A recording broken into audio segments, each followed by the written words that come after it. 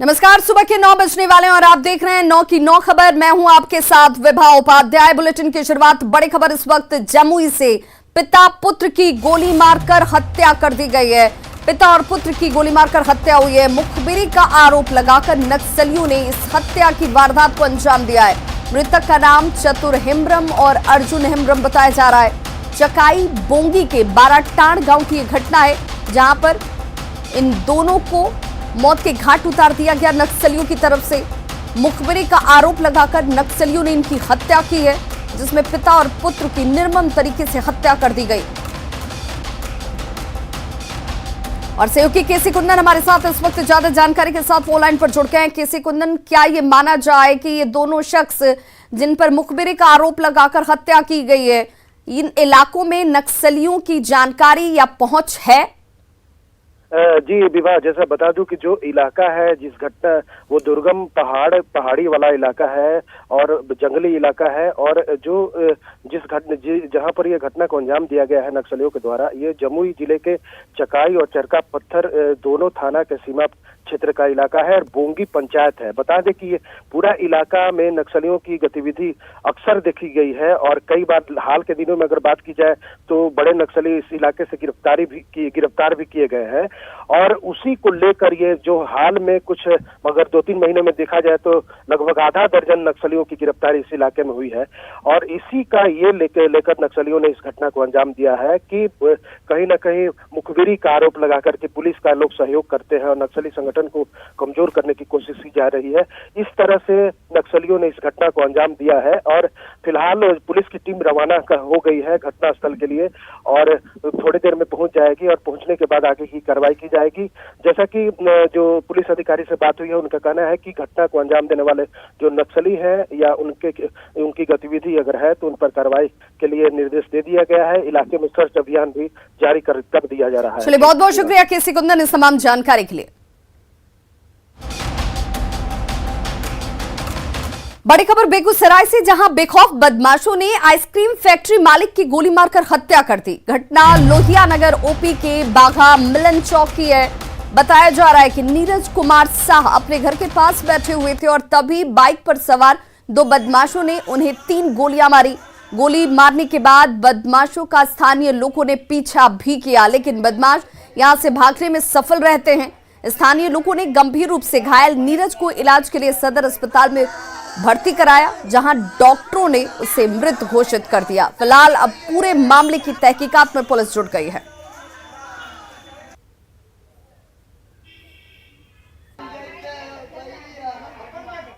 बैठल मल्लू लड़का में खड़ा है कि वही पार में हम रहिए। एक बार पर गोली चलेलकै न, बस हम ओकरा पकड़ाल चाहलिए, बस हमरो पर चला दिलकै। हम ओकरा पकड़ाल मिलन चौक धर गेलिए, भाग गेले। बैठे हुए था दरवाजा पर। अच्छा, आया उधर से मार के चल गया। रोडे के बगल में घर है। गोली मारने वाले कितने लोग थे, क्या कुछ जानते? 2 आदमी। किस चीज से थे? पल्सर मोटरसाइकिल से। तो गोली मार के वहाँ के पब्लिक लोग बताए कि उत्तर के तरफ भाग। अगली बड़ी खबर दानापुर से, जहां गोलीबारी की घटनाएं रुकने का नाम नहीं ले रही हैं। एक बार फिर से बेटा थाने से महज 100 मीटर की दूरी पर अपराधियों ने जमकर गोलियां बरसाई हैं। श्रीरामपुर सूर्य मंदिर के पास सर्वोदय डेयरी की दुकान पर अपराधियों ने ताबड़तोड़ अंधाधुंध फायरिंग की है। एक युवक को इस दौरान गोली लग गई। 3 की संख्या बताई जा रही है। जो बाइक सवार थे, इन अपराधियों ने घटना को अंजाम दिया और यहां से फरार हो गए। घटना के बाद से इस पूरे इलाके में दहशत का माहौल है।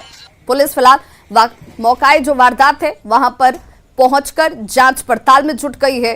3 खोखे की बरामदगी इस घटना स्थल से की गई।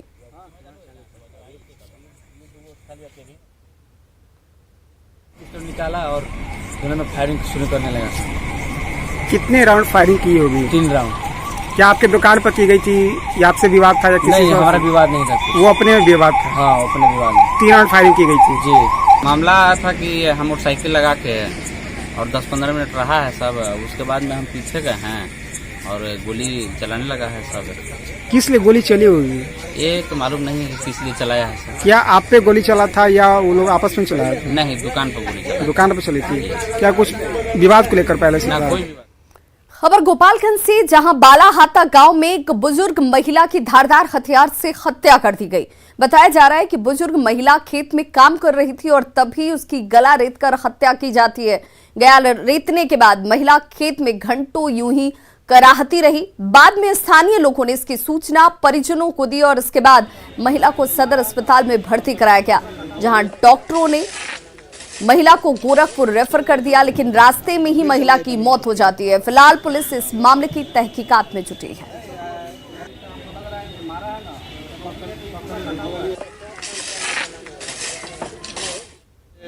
गई थी 8 साढ़े 8 बजे करीबन में। वहाँ से हम लोग को फोन आया घर से, ये कहना, दूसरे आदमी बताया जी वहाँ पे आपके घर के पड़ा हुआ है, कोई काटा हुआ है गर्दन। हम लोग जाके देखे जो गर्दन पूरा कटा हुआ था, यहाँ से यहाँ तक, और हाथ में भी कटा हुआ है। और वहाँ पे बयान में हम लोग वीडियो बना के पूछे हैं तो वो बताइए एक ही आदमी है वहाँ पे। वहाँ जाने के बाद पता हुआ ये छपटा रही थी, ये गर्दन कटा हुआ था, छपटा रही थी, बोल नहीं रही थी, पूरा ब्लीडिंग हो रहा था।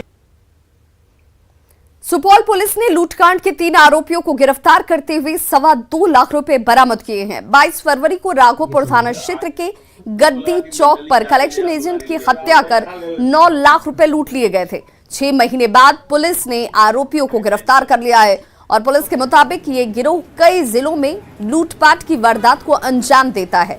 इस मामले के 2 आरोपी पहले से ही दूसरे मामले में जेल में बंद हैं। कैश मैनेजमेंट सर्विस का कलेक्शन एजेंट अजय यादव की हत्या कर दी गई थी। 9 लाख रुपए लूटे गए थे। इसमें 5 अपराधी चिन्हित हुए। 3 अपराधी आपके सामने हैं। 25,000 रुपया रिकवर हुआ है। 4 मोबाइल भी बरामद हुआ है। भागलपुर के गोपालपुर के विधायक गोपाल मंडल के चचेरे भाई महेश उर्फ नागे मंडल के साथ इस्माइलपुर के मुखिया महेश मंडल उर्फ फौजी मुखिया पर मारपीट का आरोप लगा है। छोटी परबत्ता के रहने वाले महेश मंडल उर्फ फौजी मुखिया राहत सामग्री का वितरण करने के लिए गया हुआ था और इसी दौरान विधायक के चचेरे भाई ने प्लास्टिक शीट की मांग कर दी, जिसके बाद मुखिया ने नागे मंडल की पिटाई की। पति की पिटाई देखते जब उसकी पत्नी बचाने के लिए पहुंचती है तो मुखिया और उसके आदमियों ने उसकी पत्नी की भी पिटाई की।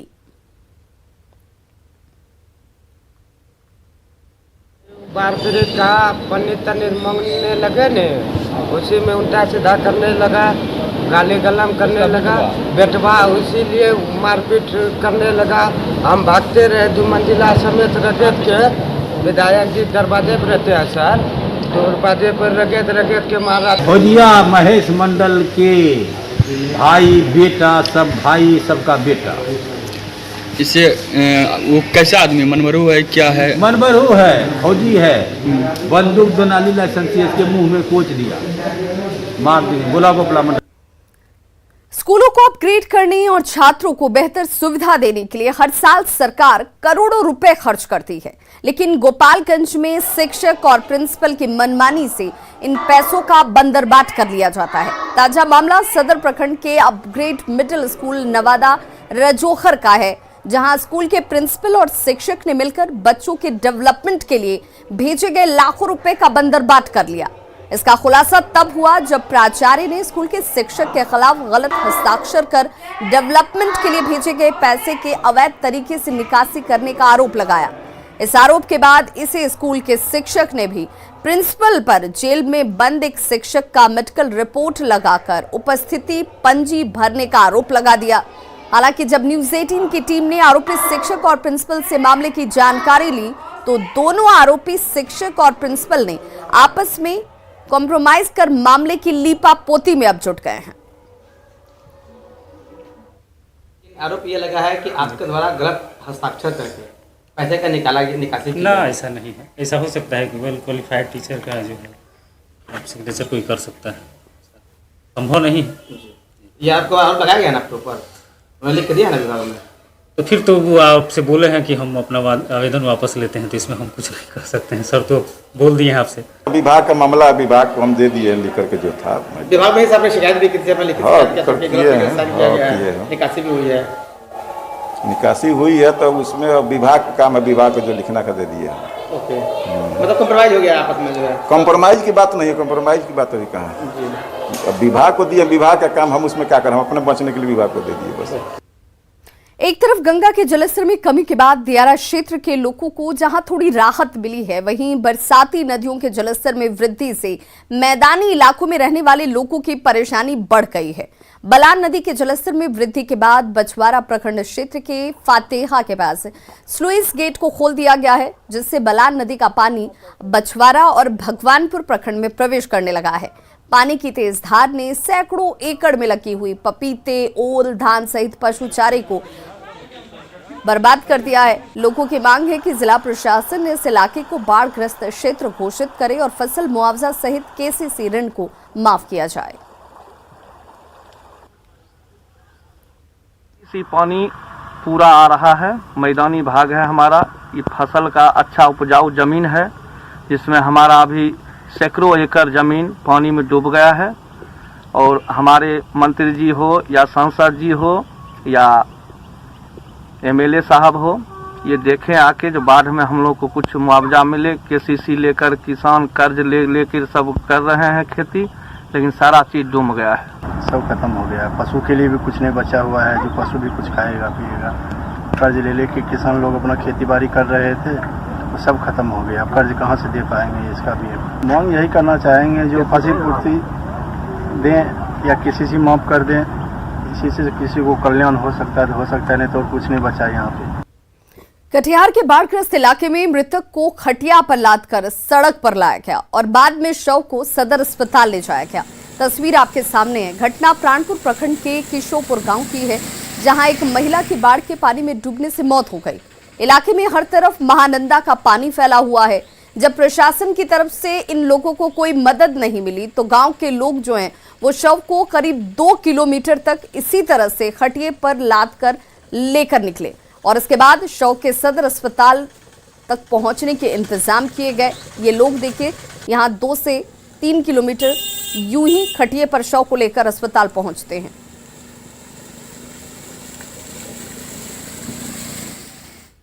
शौच करने के लिए पानी में गई थी, जो है ना, चूँकि ईटा सोलिंग रोड है और पैर फिसल जाने के कारण जो है ना वो जो है लापता हो गए। उसके बाद जो है खोजबीन के बाद जो है तब 2 घंटा के बाद तब जो है लाश मिला। जो कोरोना काल में कारोबार प्रभावित हुआ था और लोगों को काफी नुकसान पहुंचा। फ्लैक्स प्रिंटिंग का कारोबार भी मंदी का दौर झेल रहा था, लेकिन एक बार फिर से अब हालात जो हैं वो सुधरने लगे हैं, बदलने लगे हैं और कारोबारी पंचायत चुनाव से अच्छी कमाई की उम्मीद रख रहे हैं। बिहार में कोरोना को लेकर यूं तो जो बिजनेस है, जो व्यवसाय है, काफी मंदा हो गया था, लेकिन ये फ्लैक्स और बैनरों का जो बिजनेस था वो बिजनेस कहीं ना कहीं चुनाव के बाद भी प्रभावित नहीं हुआ है। लगातार जो दिल्ली से बड़े बड़े नेता हैं वो पटना पहुंचते हैं और उनके लिए फ्लैक्स और बैनरों का जो धंधा होता है पूरी तरह से चालू है। तो कहीं ना कहीं एक उम्मीद की किरण फ्लैक्स और बैनर करने वाले जो व्यवसाय हैं उनके लिए बनी रही है और एक अच्छी खासी आमदनी उनको इस कोरोना के समय में भी कम से कम मिलती रही है। हमारे साथ हैं, उनसे बातें करेंगे। जिस तरह से कोरोना के समय सब व्यवसाय मंदे पड़ गए थे, लेकिन चुनाव ना होते हुए भी नेता पहुंचते हैं पटना और उनके लिए आप लोग फ्लैश बैनर बनाते हैं, तो क्या मतलब उम्मीद की जाए? उम्मीद तो करता है कि हम लोग अच्छा खासा रोजगार चले। किस तरह, मतलब कितनी आमदनी एक रेशियो में कितनी आमदनी हो जाती है ये फ्लैक्स बैनर? अभी आमदनी नहीं के बराबर है। अभी जो पूंजी लगा पूंजी भी नहीं निकल पा रहा है। हम लोग का धंधा 8 से 1 रुपये के बीच का धंधा है, वो भी नहीं निकल पाता है। पंचायत चुनाव में क्या उम्मीद करते हैं? पंचायत चुनाव उम्मीद तो कर रहे हैं, अच्छा उम्मीद कर रहे हैं कि आप लोग आएंगे, बिजनेस होने की उम्मीद है। जी हाँ। सुना आपने कि इनका कहना था कि जो पहले से कम कोरोना के लिए जो असर पड़ा था वो असर कहीं ना कहीं खत्म होता दिखता है नेताओं के पटना पहुंचने से। जो फ्लैक्स बैनरों की संख्या बढ़ती है और आगे पंचायत चुनाव है, पंचायत चुनाव में भी इन लोग की उम्मीद है कि इन लोग का बिजनेस जो है कुछ बढ़ेगा और जो आमदनी है आमदनी में भी वृद्धि होगी। न्यूज 18 के लिए पटना से धर्मेंद्र कुमार। दरभंगा में डाक प्रशिक्षण केंद्र के सभागार में विशिष्ट लिफाफा और डाक टिकट का विमोचन किया गया। इस दौरान डाक अधीक्षक उमेश चंद्र प्रसाद, निदेशक शंकर प्रसाद ने डाक टिकट का विमोचन किया। डाक विभाग ने 5 रुपए का लिफाफा और 5 रुपए का डाक टिकट जारी कर सिक्की घास हस्तशिल्प को बढ़ावा देने का प्रयास किया है। आपको बता दें कि सिक्की घास शिल्प सबसे लोकप्रिय हस्तशिल्प में से एक है, जो दरभंगा, मधुबनी समेत राज्य के कई जिलों में पाए जाने वाले विशेष प्रकार के घास से बनाई जाती है। अभी ये सिक्की घास हस्तशिल्प आधारित टिकट और लिफाफा सिर्फ दरभंगा प्रधान डाकघर और लहेरियासराय डाकघर में बिक्री की जाएगी।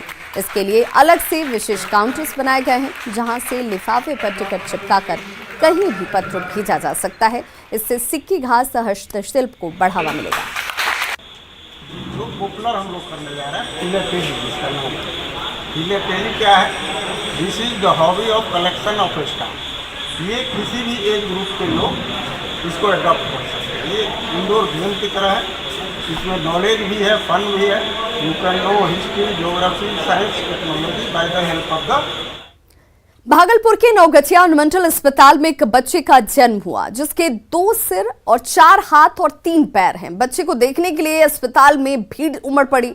डॉक्टरों ने बताया कि ऐसा कुछ कॉम्प्लिकेशन की वजह से होता है और इस वजह से बच्चे के अंदर इस तरह के अंग आपको अतिरिक्त नजर आ रहे होंगे।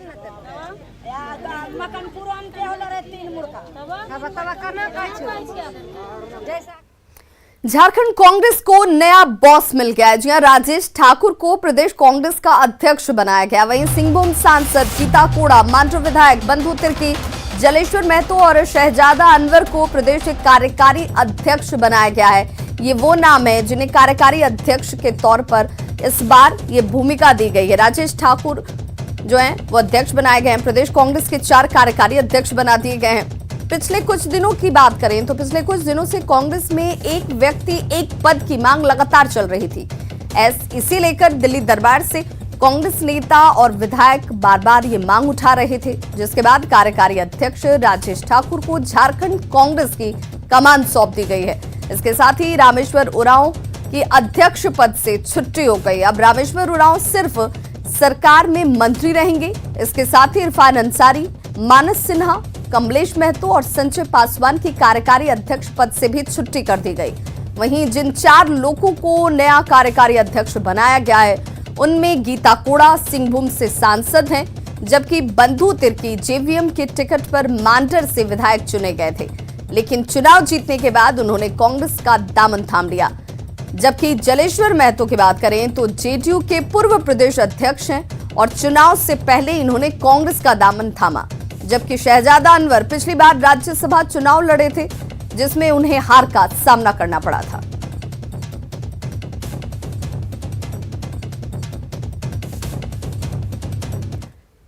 झारखंड में अगर आपने 3 महीने से बिजली का बिल जमा नहीं किया तो आपके घर का कनेक्शन कट सकता है। जी हां, बिजली विभाग ने इसे लेकर अभियान शुरू कर दिया है।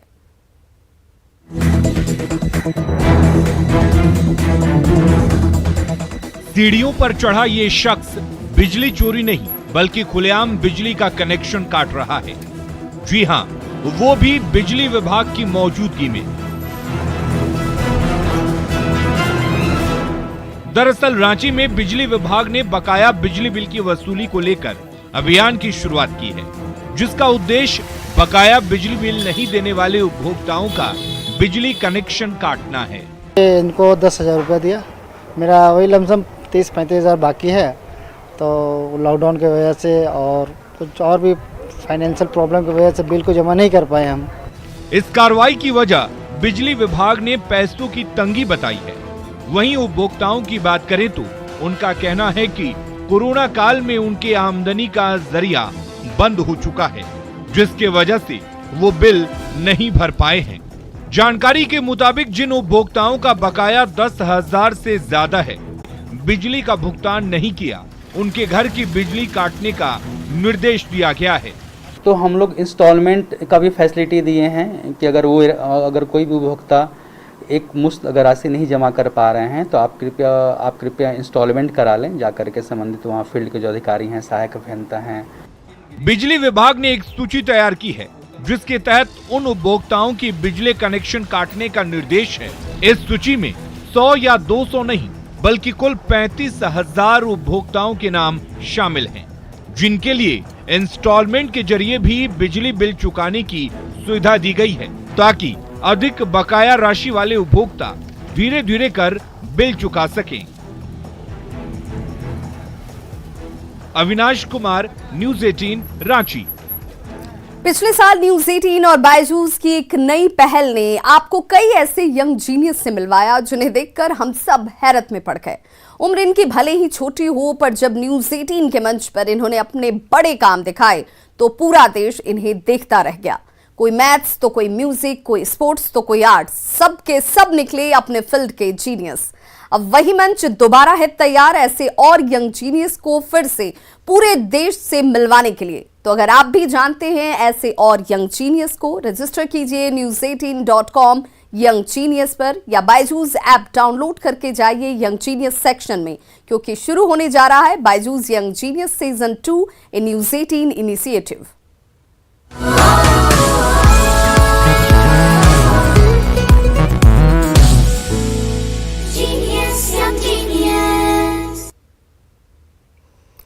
और बड़ी खबर इस वक्त बगहा से आ रही है, जहां गंडक नदी में नाव डूब गई है। ये बड़ी खबर इस वक्त बगहा से आ रही है, जहां पर गंडक नदी में ये हादसा हुआ है, नाव डूबी है। दीनदयाल नगर घाट पर यह हादसा हुआ है। बताया जा रहा है कि नाव पर तकरीबन 25 लोग इस वक्त सवार थे। 5 लोगों को सुरक्षित बाहर निकाल लिया गया, बाकी लोगों की तलाश इस वक्त जारी है। दियारा से शहर ये नाव आ रही थी, जिस पर 25 लोग सवार बताए जा रहे हैं, जिनमें 5 लोगों को तो सुरक्षित बचाया गया, बाकी लोगों की तलाश इस वक्त जारी। तो खबरों का सिलसिला लगातार जारी है, आप देखते रहिए न्यूज 18 बिहार झारखंड।